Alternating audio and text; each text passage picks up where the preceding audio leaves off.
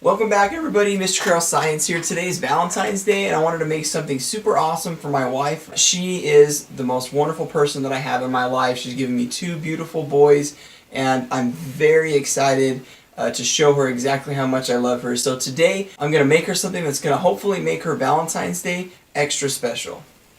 It's time for class. I got projects that you wouldn't believe. Science stuff, 3D prints and student machines. Na na na na na na na na. It's a Carol thing. Today I wanted to make her a lithophane. Essentially a lithophane is a 3D printed picture. So you take a picture, you drop it into your slicer, and it actually makes a three-dimensional image super awesome for my wife.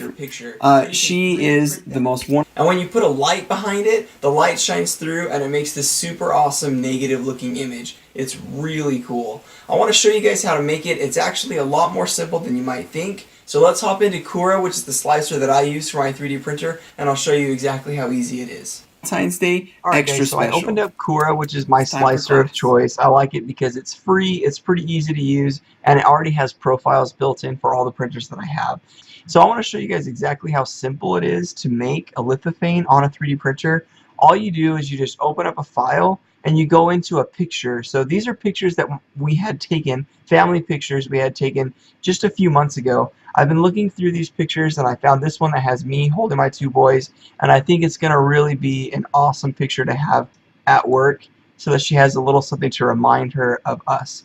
So it says height. I'm actually going to change the height to 5 millimeters. I don't want it to be too thick because I want to be able to put a light behind it and have it shine through. So I'm going to put that as 5 millimeters, and I'm going to say that darker is higher. That is basically going to reverse it so that when you shine a light through it, it makes the darker pieces are thicker, so they're going to end up being darker in the end. So I'm going to click OK, and it's going to go ahead and create this file for me. And you can kind of see there's me, there's Elliot, and there's my little boy Isaac. And it looks kind of cool this way, but it definitely doesn't have the detail that you'd expect from it. And that's because the details don't show until after you shine a light through them.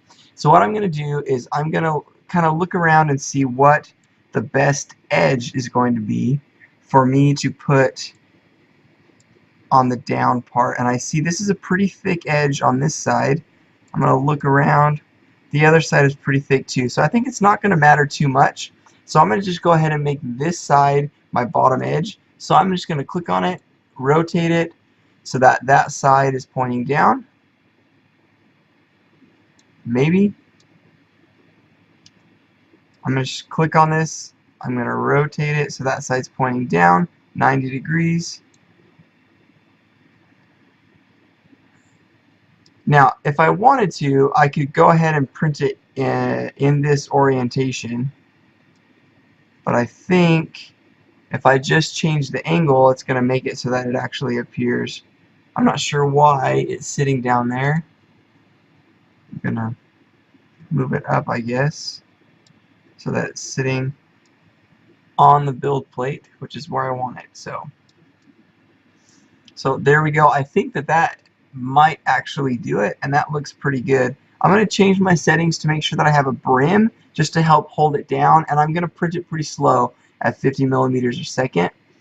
So hopefully that's going to keep it stuck down to the build plate, and it's going to give it the best opportunity to survive. So I'm going to go ahead and slice this, send it over to the printer, and I will see you at the end of the time lapse.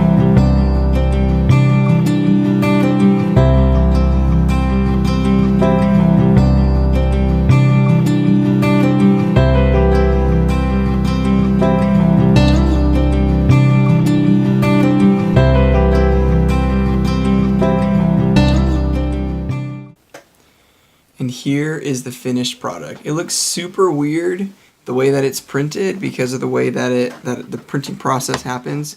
But if I lift it up, you can see it's got all these little raised edges, and that's what makes the image work. I also printed another one in the other orientation so that it looks like it's printed as a negative. And when you look at it close up, it actually doesn't look too bad. You can pretty much see all the details of the picture and see everybody that's in it.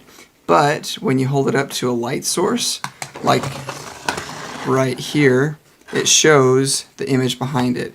And it actually looks like a negative when you hold it up to the light source. So this one looks pretty good without the light, but when you add the light it looks like a negative. And then this one looks terrible, but when you hold it up to the light, it reveals the image, which is really cool. And it's actually in much higher quality than I expected. So that is awesome. I think it's going to be perfect maybe to put up in a window or something. And I think my wife's really going to like it. So hopefully she does. Well guys, that's all I've got for you today. Just wanted to show you how easy it is just using Cura to just drag and drop a picture file into there and make a really cool printed lithophane. Hope you guys enjoyed the video. If you did, please like and subscribe. Make sure that you guys are set up to win the 3D pen and a dangerous book for boys. Click the like button below. Please subscribe and